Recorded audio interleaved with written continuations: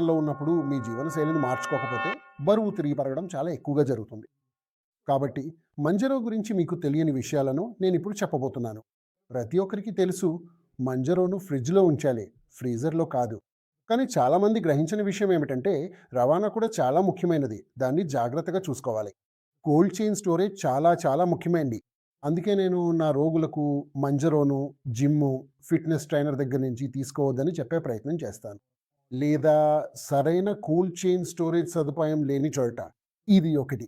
ఇది గుర్తుంచుకోవడం చాలా ముఖ్యం. రెండో విషయం, మీరు ప్రైమింగ్ ఫ్లూయిడ్ గురించి తెలుసుకోవాలి. అది గోల్డెన్ డోస్ లేదా 5వ డోస్ కాదు. అది కేవలం ప్రైమింగ్ డోస్ మాత్రమే. అంటే తయారీదారులు బబుల్ తొలగించడానికి ఉంచిన డోస్. మూడో విషయం ఏమిటంటే, మీరు మంజరో వాడుతున్నప్పుడు మీ జీవనశైలిని మార్చుకోకపోతే బరువు తిరిగి పెరగడం చాలా ఎక్కువగా జరుగుతుంది. బరువు తగ్గడం. కాబట్టి ఇవి గురించి ఆలోచించడం చాలా ముఖ్యం. 1, మీరు మీ మందుని ఎక్కడి నుంచి తీసుకుంటున్నారు? 2, ప్రైమింగ్ ఫ్లూయిడ్. మరియు 3, మంజరో వాడకాన్ని ఆపే ముందు దయచేసి మీ జీవనశైలిని మార్చుకోండి. అప్పుడు బరువు తిరిగి పెరగదు. ఇప్పటికి వీడ్కోలు.